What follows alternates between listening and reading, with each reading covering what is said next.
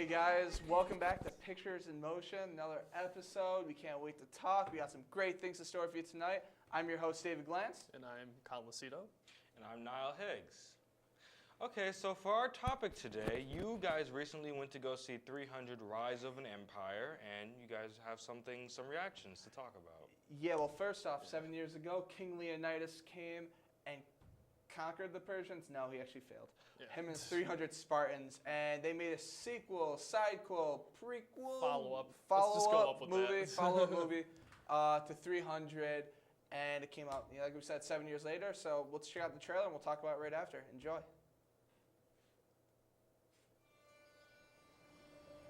It begins as a whisper, a promise. The lightest of breezes dances above the death cries of 300 men.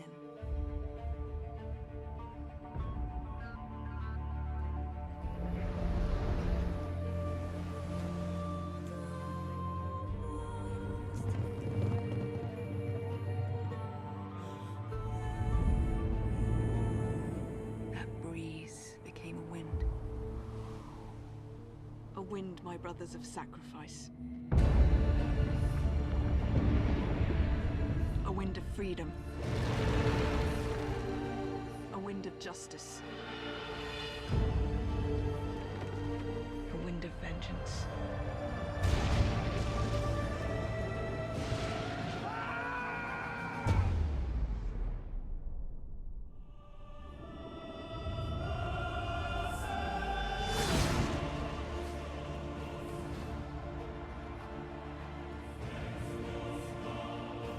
Nothing will stop the march of my empire. I will attack the Greeks with my entire navy.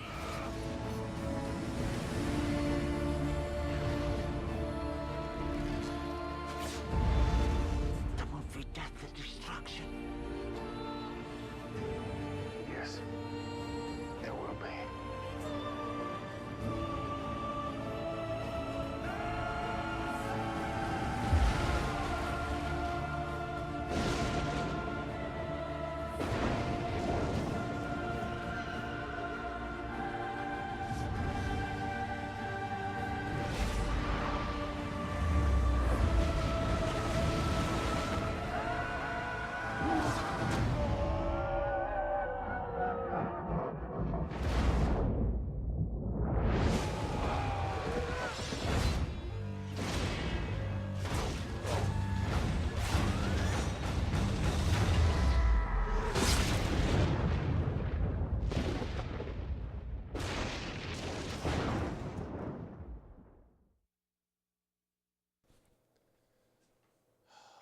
Man, that movie was boring. You can say that again. I don't know how you can easily screw up on something as simple as 300. You can, apparently. Yeah. They did the improbable, didn't they? I mean, okay, this takes place parallel to what basically happened Right. during the story of 300, which was King Leonidas and his 300 men.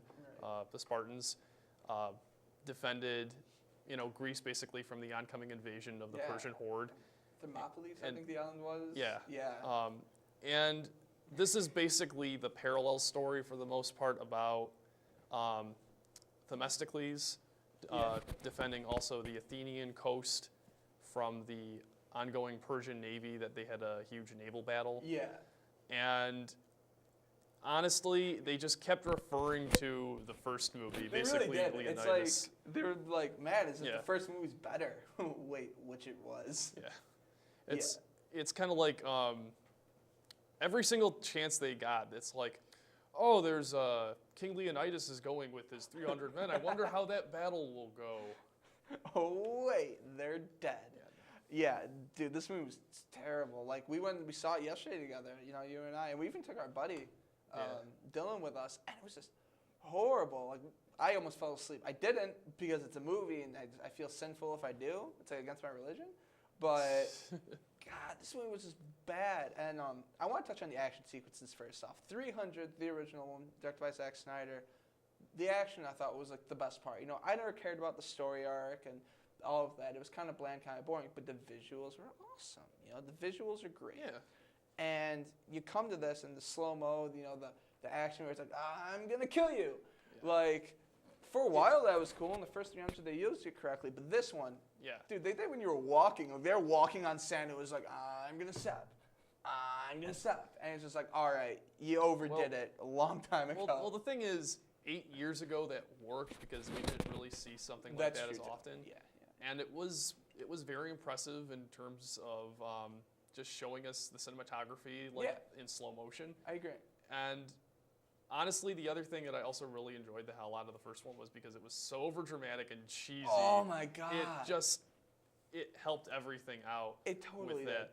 It totally did. With that effect. This movie took itself way too seriously, number one. I think that was a big issue with it, you know, as like trying to coincide with the other stories. It's not only was it over the top, over dramatic. I think the only thing that stood out for me was Ava Green as Artemisia, and she was awesome. Like she handed up. She's like, I'm in a bad movie, but I get to kill people. Yeah. And I'm like, totally agree. You're awesome.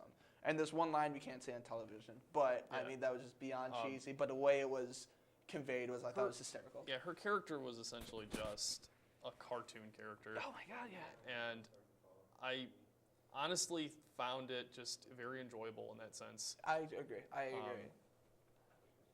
And if there really was anything that was worth watching this film at all, it would be for her portrayal. And maybe the first half hour of the movie, which was giving us a backstory about what occurred before the Battle of Thermopylae. Yeah. And but after that, it just went downhill, and the pacing just geared to a freaking halt with the Navy battles. Oh my God, they were so poorly executed. It wasn't. It's just that it didn't have anything to give us that wasn't the first movie. Right. And and that's the problem with this movie. It was never one step ahead. It just stayed on par with it, but we've already seen that. And like that's a big issue. And there was one shot, I think, in the scene which was cool, is where the guy runs, he jumps onto a ship, but it looked like he was jumping off a cliff. Yeah. And you are on the sea, so it didn't really make sense. But that's whatever. The action sequences in CGI was poor. I mean, like the movie was delayed a while. That's what you said, right? The movie's been delayed a few times. Yeah, and you can see why. Yeah, the movie was originally supposed to come out last year, but they were having issues with their special effects department, so they had to extend it for a couple months more. And it just ended up being, sorry about that. And it just ended up being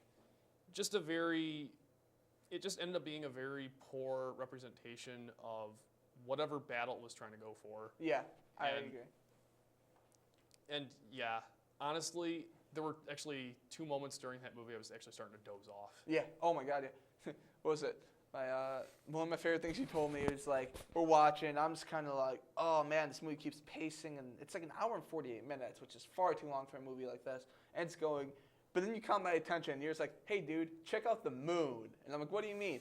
And the moon is like this. It is unruly, just massive. I'm like, that doesn't make any sense. Like, we're not in space. Like, it's ancient Greece. But this moon is like the size of the sky. I'm like, were they not paying any sort of attention? It's a small details that shouldn't matter, but the movie's so bad that you focus on the bad details. Yeah, you have no idea how huge this moon was. It was like Majora's Mask ending. It was just crashing into the Earth level. It's so funny. You pronounce it, and I just started laughing. I'm like, you're totally right, man. That moon is just ungodly big. Yeah. But nonetheless, the movie is poor. And then there's a scene with a horse. And it's like driving. It's like NASCAR. And things like jumping through fire and swimming. And yes, people, I get that it's a graphic novel, but still stick to the roots of a graphic novel. And it went above and beyond cheesy. Thought it was dramatic. Horrible film. I'm going to say stay away from it. Yeah, I wouldn't say this was the worst movie I've seen this year. Really? But to be quite honest, it definitely was a bad film. It's definitely my top 10 worst so far this year. Yeah. I would just find it that it was more enjoyable than the marked ones from the Paranormal Activity franchise. Yeah, no, I understand that. Yeah, and it was it was not a good film. My guess it's going to make my top 10 at the end of the year, but I don't know. We got a long way to go this year. Oh, yeah. But, yeah. All right. Well, that's our review of 300. It's safe to say neither of us really thoroughly enjoyed it. But that's beauty in movies to each their own. Well, go see it. we both thought it was bad. We thought and- it was bad, but and that's us. It's definitely worth skipping. Yeah, I would Yeah. say so in the end. But yeah, stay with us, everybody. We're going to be back, and we're going to talk about movie picks that you guys should watch over break. Since spring break comes up, stay with us. So bothering me. Goodness. Let's catch an hour. Stop touching your mic. Sorry, I keep falling. Oh, you gotta be kidding.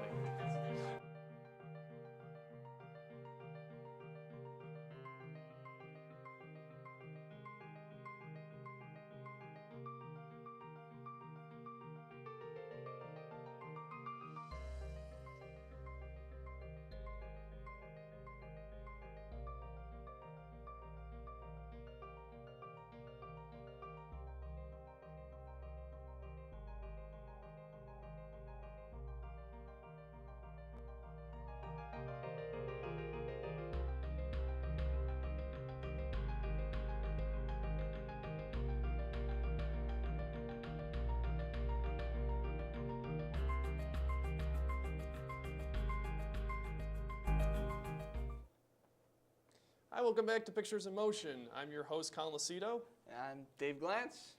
I'm Niall Higgs. and we're here to talk about, after discussing From 300 Rise of an Empire, about what you're supposed to do for spring break. Well, aside from catching up on homework or if you're just out there partying, then I guess really the only other option to do when you're just sitting by yourself or with a couple of friends you have no idea what to do for the evening, go out to Redbox or Netflix and get yourself a movie. And tonight we are actually going to discuss about our DVD picks for this spring break. Yeah. And the first movie that I highly recommend to view for everybody is Pacific Rim. It is a movie that came out last year, which basically was what would happen if mankind had to struggle against the ancient threat of the kaiju, which, I'm sorry, not the ancient threat. They're from another world. They're giant Godzilla alien monsters that have come to destroy the Earth via the Pacific Rim in the fault. And honestly, it's just an hour and a half of every anime fan's wildest dreams of ever seeing a live-action movie involving giant robots beating up giant monsters. It's awesome. It is just everything that a kid could really dream for. Did you see this movie, Dave? Oh yeah, I did. I thought it was absolutely awesome. Yeah. I had so much fun doing it. I was a little kid. I acted like a little kid, but that movie really put me back in a little kid mind. I'm 22 years old and I acted like I was 12. It was great. I loved it. Yeah. What else you got? The next pick I do have to recommend is probably The Wolverine. I honestly thought that this was actually a pretty good follow-up to the X-Men trilogy, certainly better than X-Men Origins Wolverine, which honestly that was just a movie that involved Hugh Jackman as just put into a romantic situation and it just really didn't work. There is romance in this film, but it's done to a lesser extent and focuses more on what we wanted from a Wolverine movie. More action, a better written story, and probably one of the greatest after-credit scenes that you will ever see for a superhero movie. And specifically, get yourself the unrated director's cut. It is by far one of the bloodier ways that you can end your film. Did you have a chance to see this, Dave? I actually didn't. I did want to. I just never got around to it. I really like Hugh Jackman as Wolverine, and I love James Mangold. I heard very good things about it, so I'll have to check it out. Yeah. I'm a Marvel fan. So. Absolutely. The last recommendation was a tie between World's End and Riddick, but I decided to go with Riddick. And honestly, it's a bit of an unnecessary sequel to the franchise, but in all honesty, I thought it was a far superior film compared to the Chronicles of Riddick, which was just, let's combine the elements of Dune and Conan the Barbarian together and it ended up that well. Riddick instead is the apology card to all the fans that felt a little bit hurt after that movie. And it's basically just a back to basic steps with the first movie, Pitch Black, which is basically Riddick is on a desolate planet and he's trying to escape from it before the storm comes and destroys him.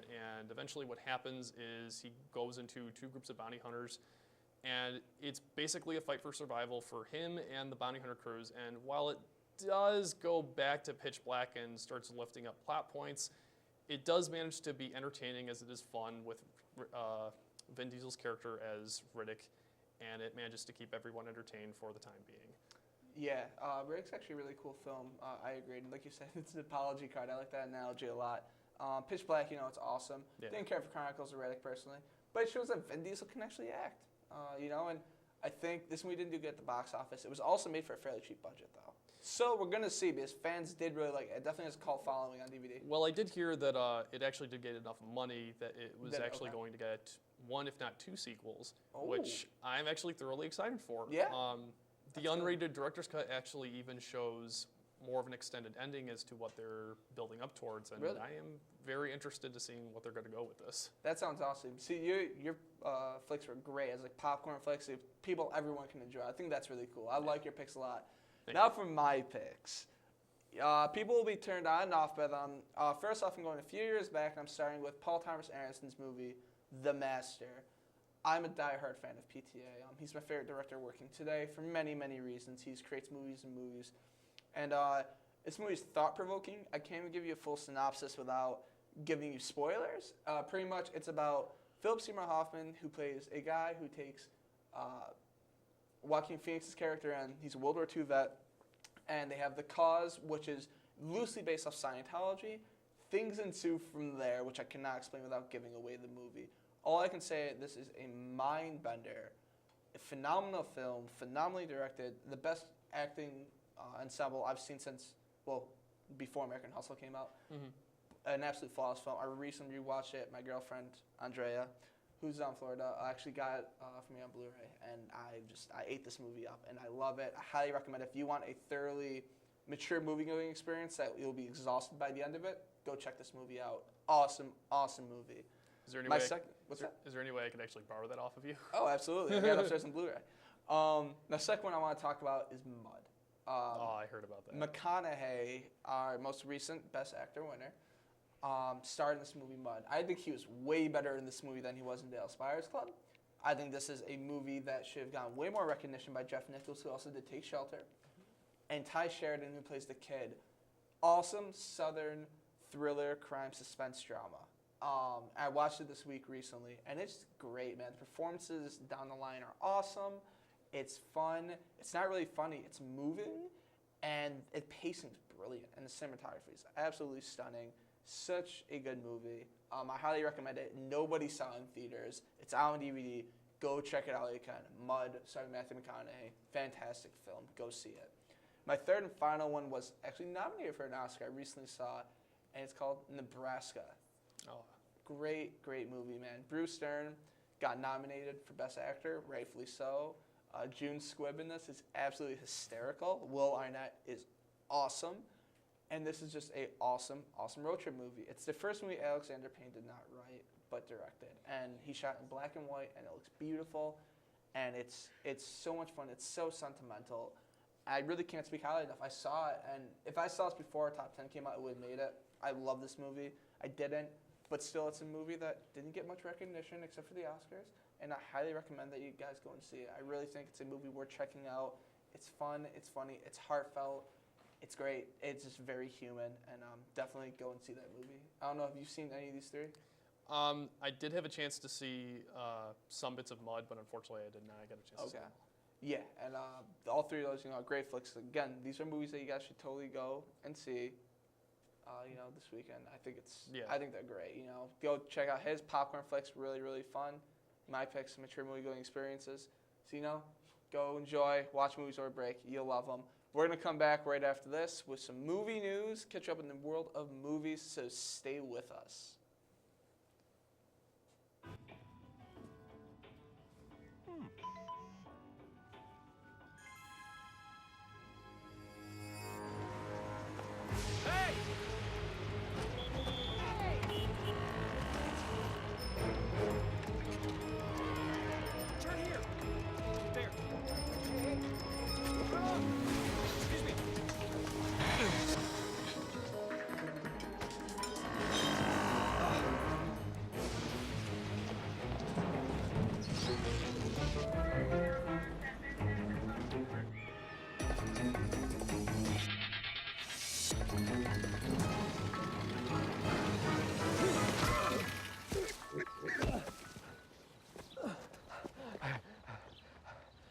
So, same time next week? Well, of course.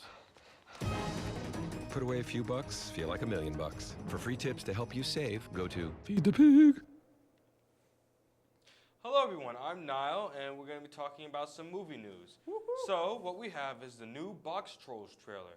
We're barely into March, but we're already ready to declare that the Box Trolls has the best trailer campaign of the year.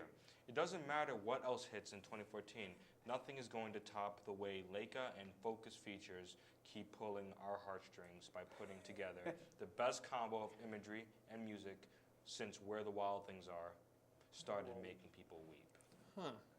I saw this trailer last year. I'm surprised they're like advertising it so early.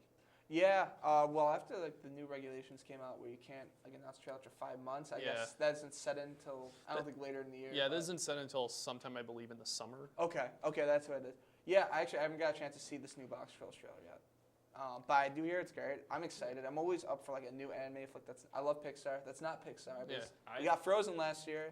It was awesome. I think the makers of Coraline Paranorman are actually great. And Claymation's not a dead like thing. Not It's dead at all. really It's a it's great a lot art of form. work, but I love it. I like it. I don't know. What do you think? Oh, I love claymation. There hasn't been a film yet that has disappointed me in any way. Yeah.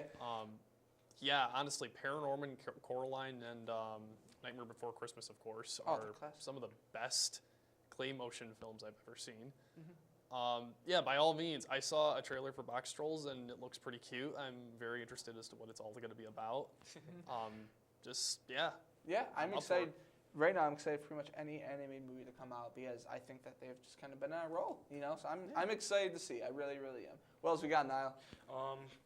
Movies.com poses a question: can Divergent really become the next Hunger Games? Yes. No. Yes, and it will. Why? No. One person. I think Shane Lee Woodley. David, I think That's you're why. the only one who wants to see it. No, I think it's gonna be great. I do. I think it's a really cool concept, and I think that Shane Lee Woodley is the next Jennifer Lawrence. If not, I will stand on my 2 feet and say it, but I can't because you won't see me. She might be, if not better than Jennifer Lawrence. Yo. Give her a few years. I have to disagree with that. I know notion. everyone's gonna kill me. I know I'm on people's nerves about Meryl Streep last week. I love Meryl Streep, by the way.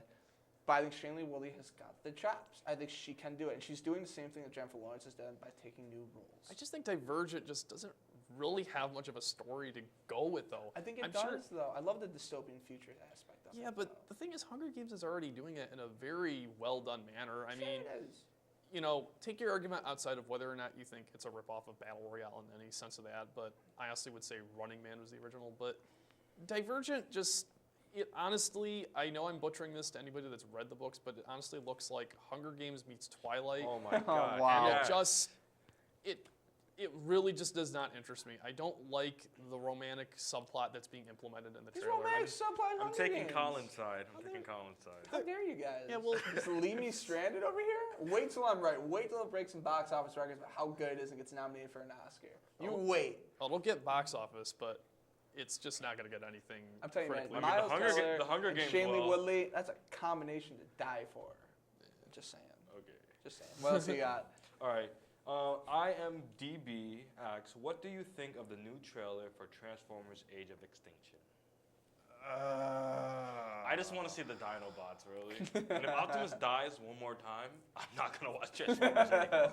No, just honestly, if there was any hope for this movie, in the first 10 seconds, it was going somewhere with a billboard for Remember Chicago and a Remember 9/11 style, and Mark Wahlberg getting in, the truck coming in, which is obviously Optimus Prime. And then the Men in Black come in, and they're like, "Where's Optimus Prime?" And then you have some humans saying, "The age of the Transformers, it's over." I'm like, I It's mean, the didn't same- They tried to do that in the second movie. Like, Yeah. hey, we don't need you, but They- oh look, we need you again. they did that for No way. every single movie. There's no difference that they've made with any of the sequels. Yeah. You wanna know why? It's Michael Bay. That's why. Yeah. That's why. I mean- I guess there's one thing I kind of like about it. It's the fact that Mark Wahlberg's playing a father figure. Which I Yeah. think's kind of different. I mean, it's a little clever, but Well, the cast is obviously going to be a lot different because they just kind of want to wash everybody's memories away of, oh yeah, those last two movies, they didn't happen. It's just something else.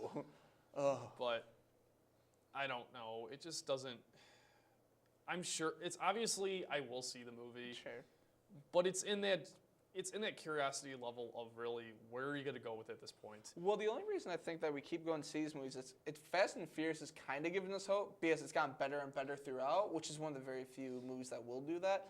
You're hoping Transformers will get better by the fourth one. I don't think it will. No, it won't. It won't. I wasn't expecting it to But make a fourth. No. Fast and Furious, for example, has gone great. And it's in number 7. Yeah, but the thing with Fast and Furious is that was a franchise that took itself way too seriously, and I never liked it to begin with. But when the 5th film came out, it's when they realized, you know what?